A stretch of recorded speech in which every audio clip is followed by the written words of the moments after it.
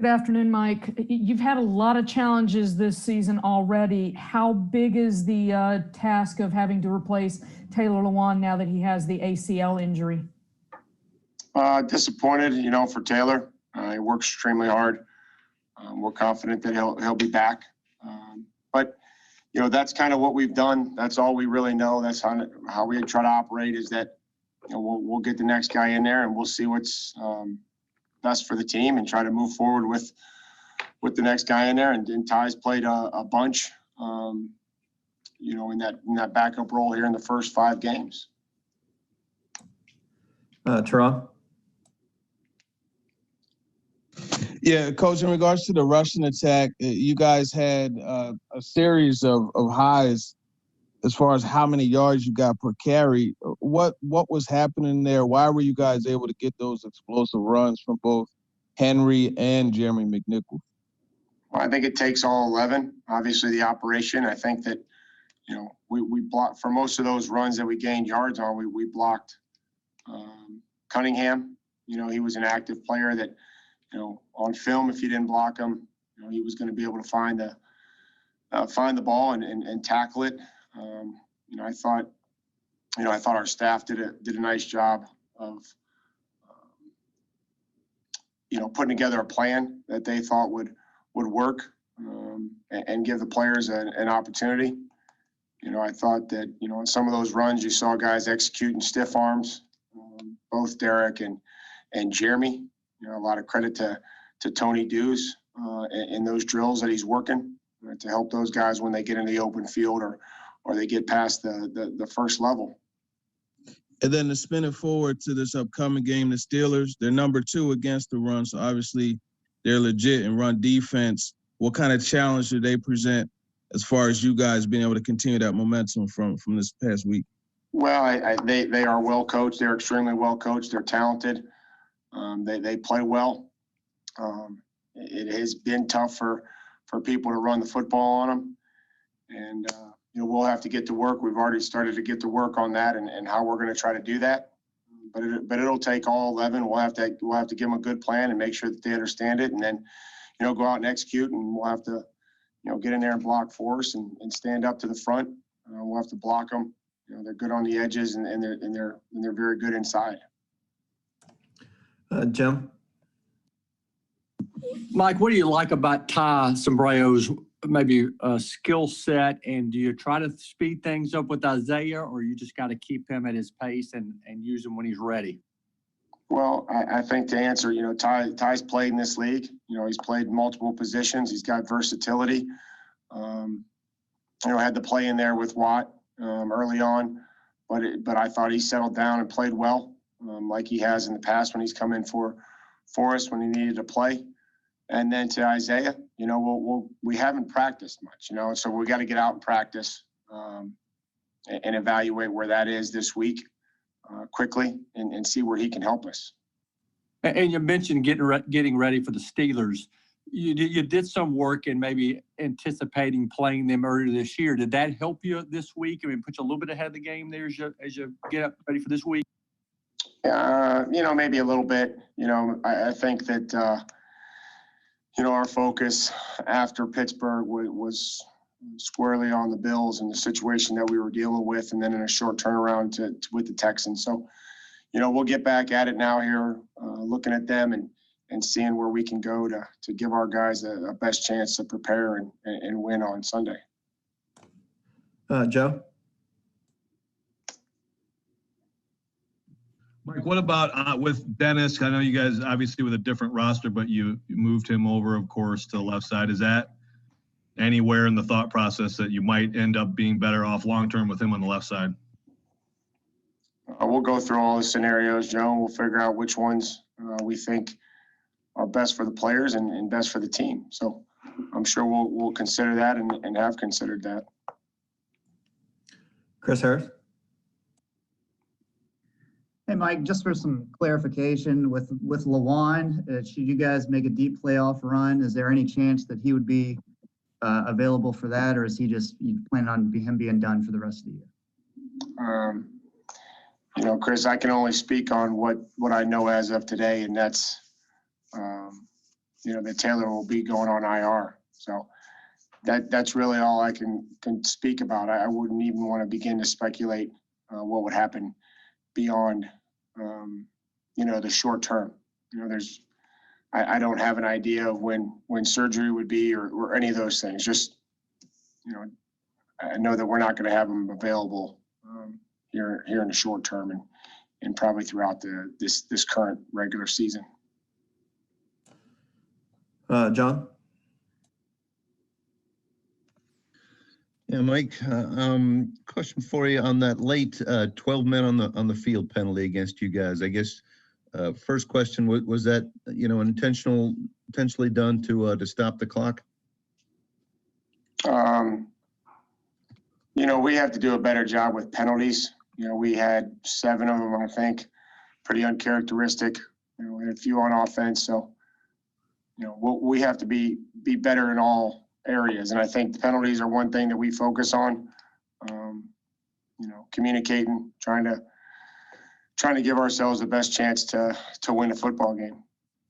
Right. But the 12 men on the field one in particular, were you trying to save some clock time by getting that call? The second one, just trying to get them to make a stop there and substitute it in, an extra DB. But we ultimately got to do a better job on first down in 4-minute defense and not give up 9 yards. Gotcha. And one follow on the final touchdown for you guys, or the final regulation touchdown for you guys. Did you consider 2 points at all, considering their offense had been going so well? No. And no. Terry? Mike, in terms of the offensive line, you talked about a lot of different scenarios.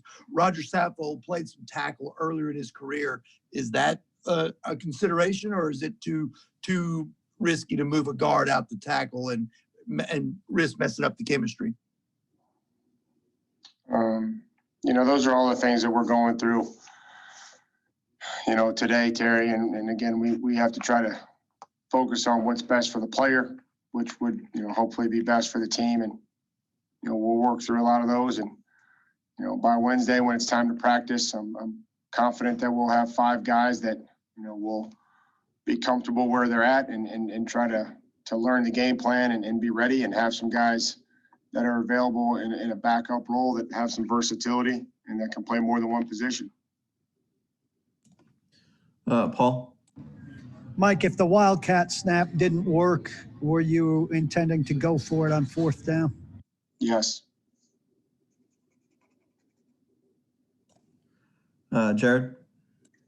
Yeah, Mike, on the question that John asked you about thinking about going for it for 2, a couple of years ago, Romeo obviously went for 2, and that kind of changed the game a little bit. And a couple of years ago against the Chargers in London, you did go for 2. Can you kind of take us through your thought process on how you decide when you want to go for 2 in a situation like that, and when you want to kick it and go to overtime like you did yesterday? Looking at their situation,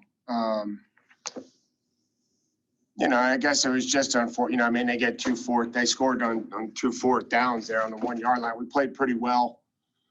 A lot of that's going to get overshadowed by, their ability to convert on the 4th and 1s, twice.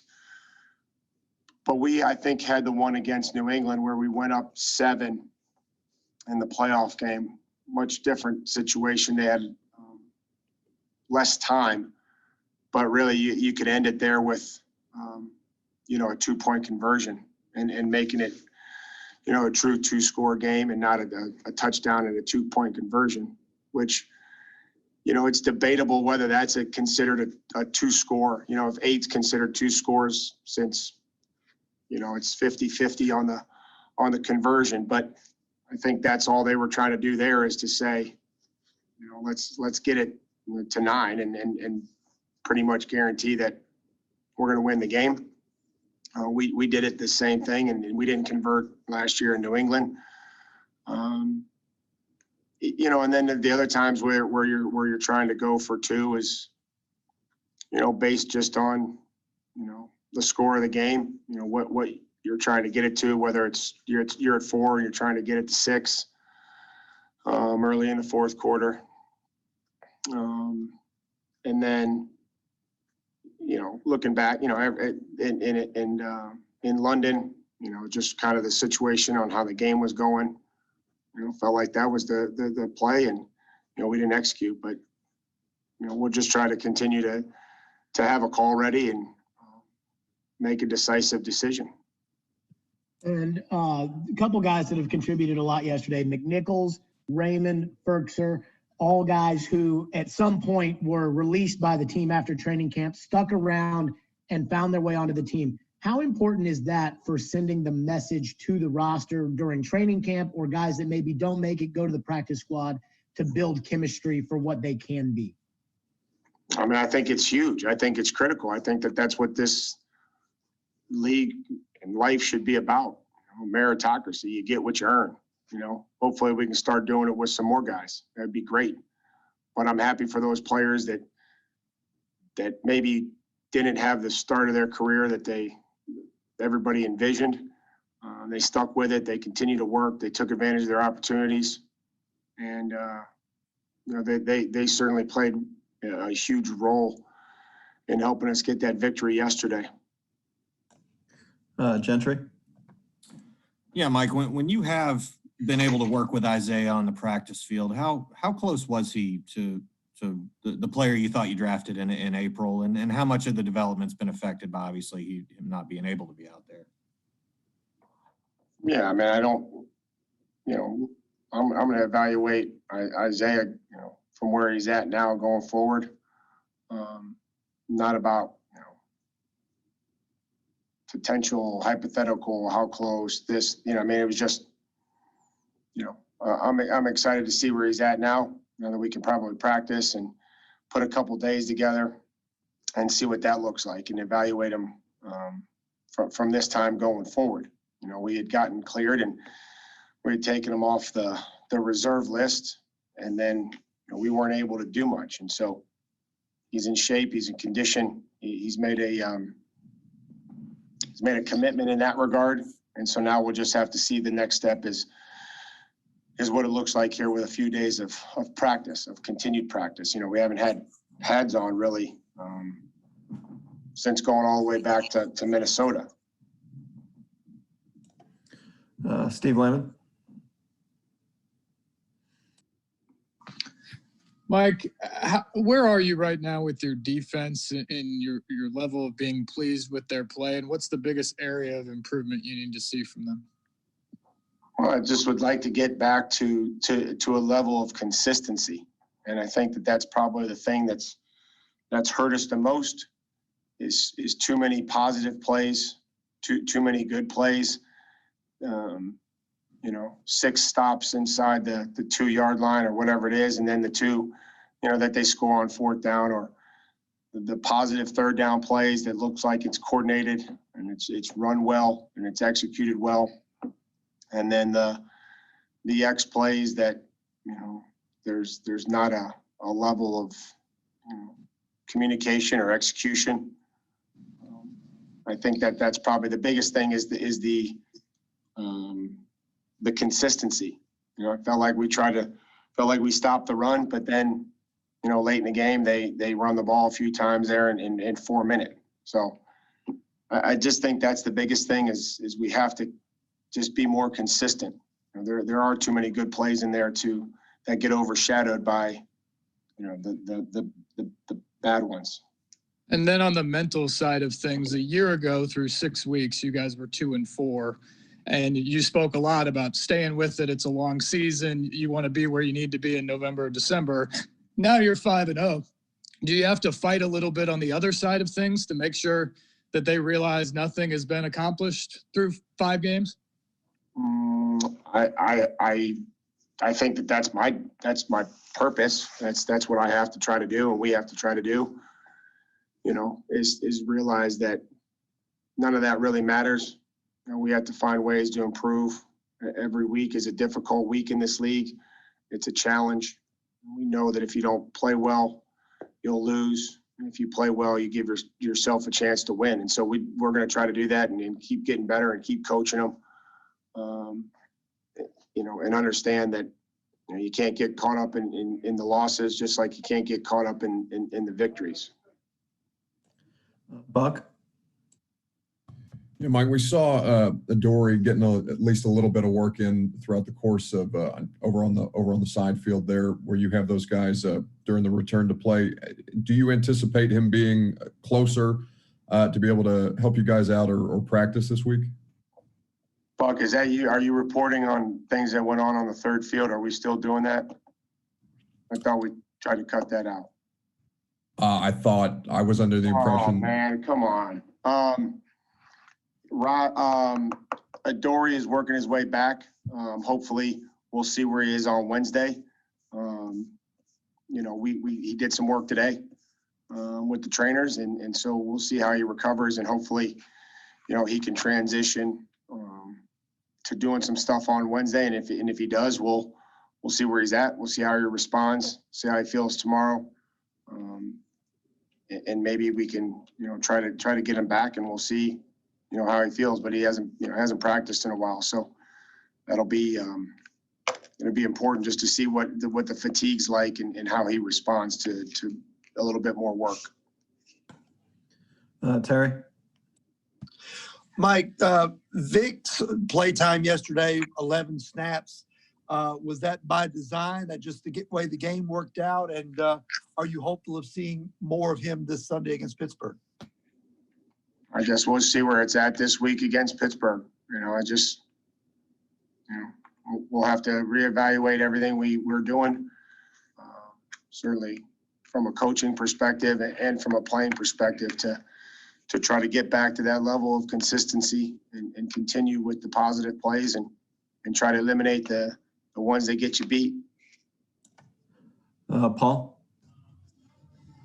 Mike, would you think Corey would be back this week and the COVID stuff would be all the way behind you, barring anything new? I do believe that those guys, Corey,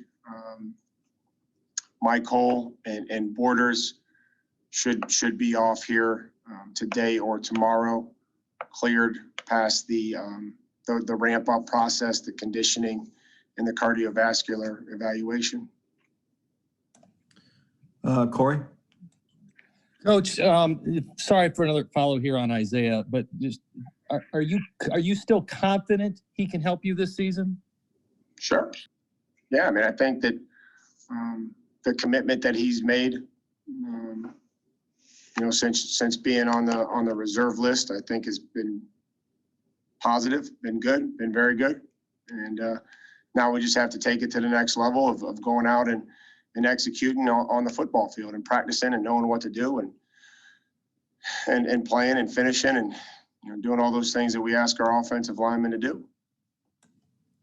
Last one, John? I'm good, Robbie. I was covered there. Thanks. All right, that's a wrap then, Coach. Thanks, guys. Thanks. Thank you.